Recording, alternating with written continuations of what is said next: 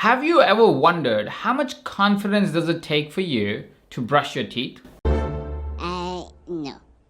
There's no real doubt that you know how to brush your teeth. Confidence is situational, which means confidence can be developed over time in any situation that we choose to. Hello there, beautiful one. So you want to instill more confidence in yourself and in your client's life, and you're wondering, how can you be more confident and how can you help your clients be more confident? Well, in this video, we are going to discuss how to think about your confidence, how to think about your client's confidence, what leads to lack of confidence, and what can we do to be able to change that cycle, start being more confident.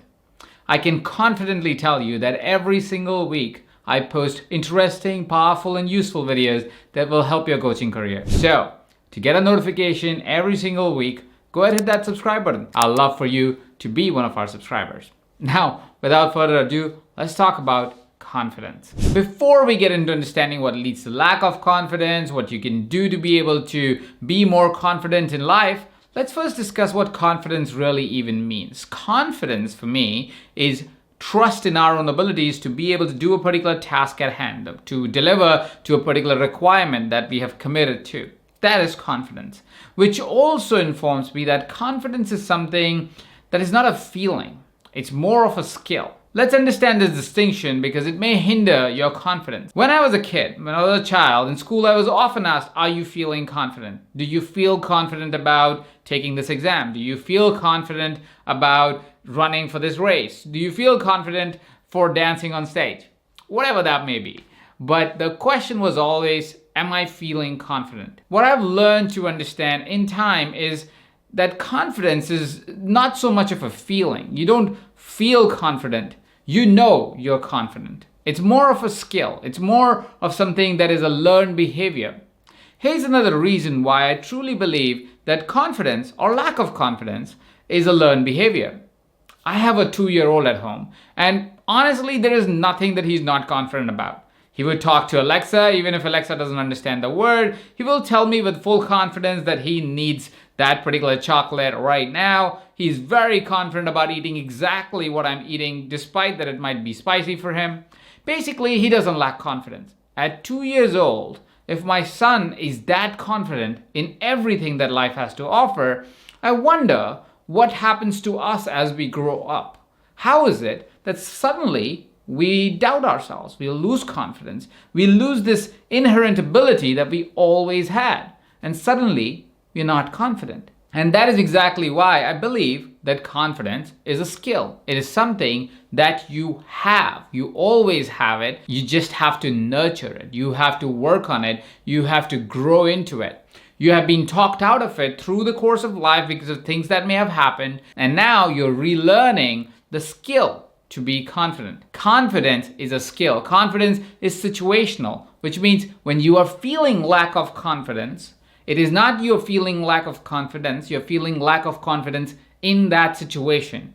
You're feeling lack of confidence in that particular event, that circumstance that you've been put into, and because of that, you are feeling confident. Because confidence is situational, it also helps us reflect in understanding that it is certain situations that makes us feel less confident, which means if we work on understanding those situations, understanding those realities, we can be more confident in exactly the same situations. We'll talk about that in just a second. But before that, I also want to address that confidence is something that is always in action. Think about it like that. You're a coach. You may have presented to an audience of 10, 20, 30, 40, 50, and you may have been able to leave a massive impact on them. You're confident that next time you get on stage in front of 50 people, you'll be confident, you'll be present, you're going to have a massive impact. But if I turn the audience all the way up to 5,000 people, you may find yourself thinking, I don't know if I'm that confident about 5,000 people in the room. Confidence is an ongoing action. It is never completely there. You're always working on it, and hence you need an action nature to confidence. Confidence is constantly developed, it's harnessed, it's something that you're constantly developing as a skill, as an ability, as something that is in your being so you can tackle a bigger, more uncertain situation every single time you lean into the next phase of your life. So there are three things that we have understood about confidence. Firstly, confidence is a skill. Confidence is situational, and confidence is an active thing. It's an action. It's always ongoing and always growing. So let's diagnose why is it that we seem to have lack of confidence. There are many reasons why we may start to lose confidence in our abilities in a particular situation or generally in life. But there are two that are very prominent, and that may be something that you probably are doing right now if you're feeling a lack of confidence. The first thing is, as life happens, as situations happen, as events happen, you start getting critical, hypercritical about yourself, about your situation, about your response to a situation. You see, we are always in motion. Life is always happening, and we are responding to life in our best possible way. But sometimes, very frequently actually, we judge our response to life. We wonder if we could have done it better. We wonder if we did the right actions. We wonder if we are even smart enough to do the right actions, or intelligent enough or aware enough to take the right actions. All of these things that I just said are us being hypercritical about ourselves. Life is happening and you are responding to the best of your capabilities. It should just stop at that. You don't have to hyper-criticize yourself and judge every small action that you may have taken. If you want to make every event or most of the events as a learning experience for you, evaluate it as a learning experience, not as a critical experience. We tend to have our minds constantly criticize ourselves and criticize our actions because we don't meet the expectations that we have relayed on ourselves. How many times have you found yourself having an unreasonable expectation, getting all riled up for it, getting ready for it, and then not meeting it, and then analyzing it, then criticizing it, then feeling like you were never meant to be able to get those outcomes, then feeling like crap? You just took your confidence all the way from up here to all the way down here. You want to make your big actions, your big expectations, a learning experience, not a critical experience. You're not taking actions and chasing an outcome because one day you will be enough. You already are enough. You're simply trying to become a better version of yourself. You don't need to criticize your activity. You need to appreciate your activity. You need to look forward and say, what is it that I'm learning from this experience, instead of looking backward and say, what did I do wrong? So one of the biggest deterrent of your confidence is you being hypercritical of yourself and your capabilities. The second biggest deterrent of confidence is when you procrastinate, when you avoid doing things, when you hide from the limelight, from the people that you know, and not share your message, and you avoid getting in the forefront. That's when you take away from your confidence, because you are encouraging the self-dialogue of you not feeling good enough, not feeling ready enough, not prepared enough. And most importantly, when you procrastinate, you break the trust that you have with yourself. You see, every time you commit to taking an action in your life, you're making an unconscious bond with yourself. I'm going to go to the gym. I am going to eat healthier.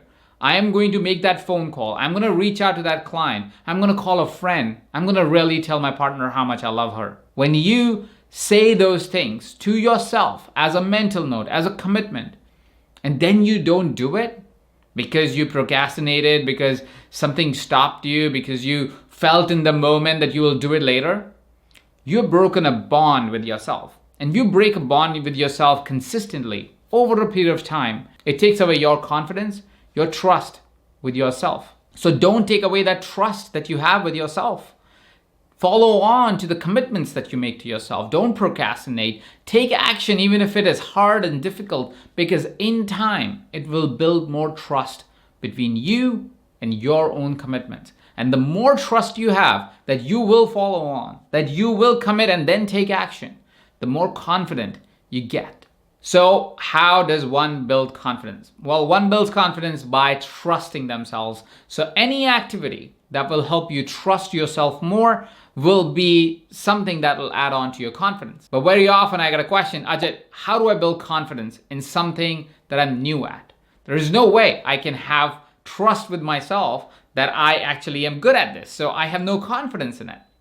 And that brings us to a very popular way of approaching confidence. It is called the confidence competence loop. The confidence competence loop suggests that when you get more competent, you get more confident. And because you have gotten more confident, you get more competent.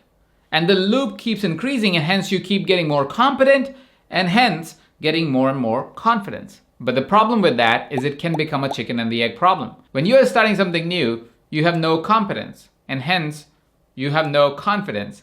So how do you get confident on something that you're not competent in? How do you even start this cycle? How do you keep going on in that cycle? Well, here is the trick. Find confidence in imperfect action. When you start taking imperfect action towards things that will give you more competence in that area that you want to develop competence in, slowly but surely you will get some competence and hence some confidence. Let me elaborate that with a personal story. 5 years ago, I found myself in a personal crisis. I had a relationship crisis, I had a health crisis. I was doing work that was very meaningful and I was getting well paid for it, but that was the only thing that was going on in my life.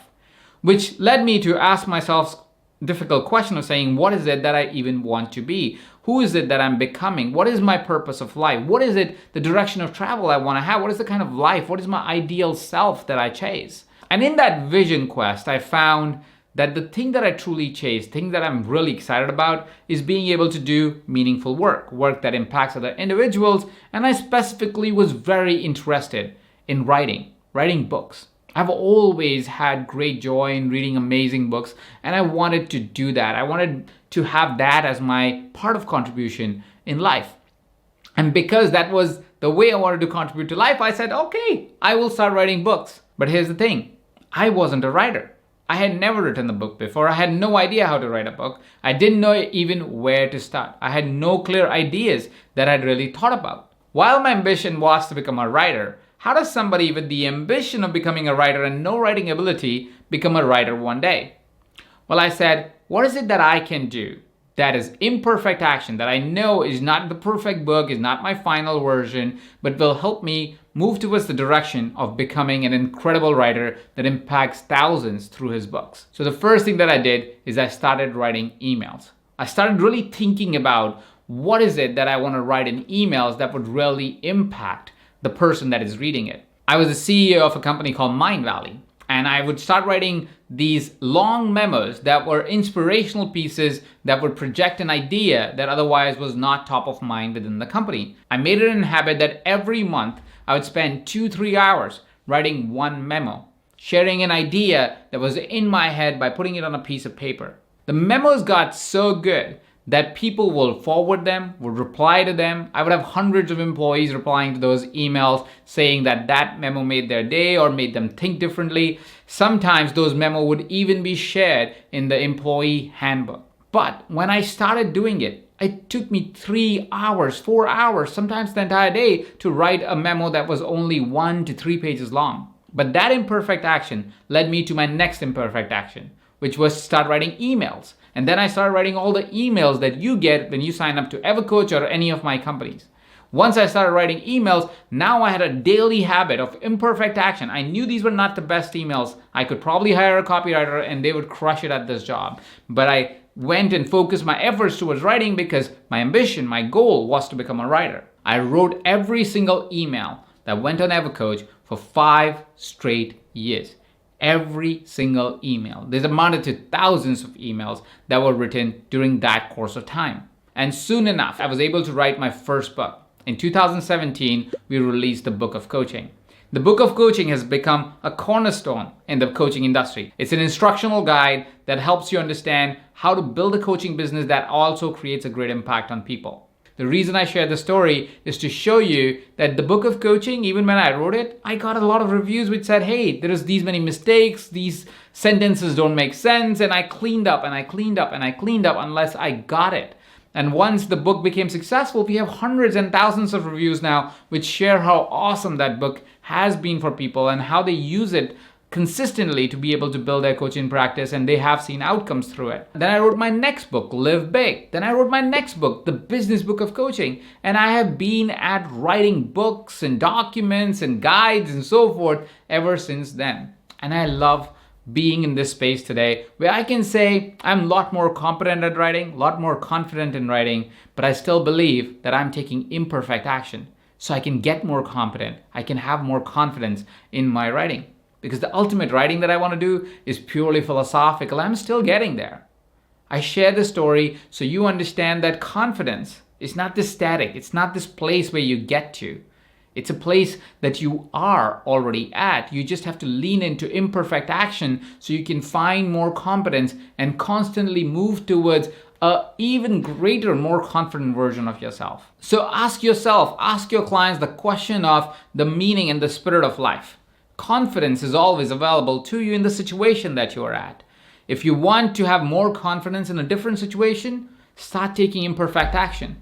What is it that you can do today to be able to take that imperfect action? Because every imperfect action is going to compound. It's going to compound to more competence, it's going to compound to more confidence, and soon enough, whatever that is that you're chasing, whatever that is that you fear today, whatever that is that you don't feel confident in today, you'll find that you're increasingly confident in that and you're getting the outcomes that you truly desire. So that is a crash course in confidence for you and for your clients.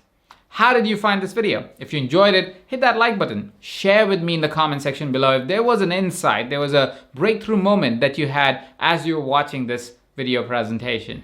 If you haven't yet subscribed, come on, go hit that subscribe button with confidence, because you know you're going to get value every single week as you come back here on YouTube on the Ever Coach by Mindvalley YouTube channel.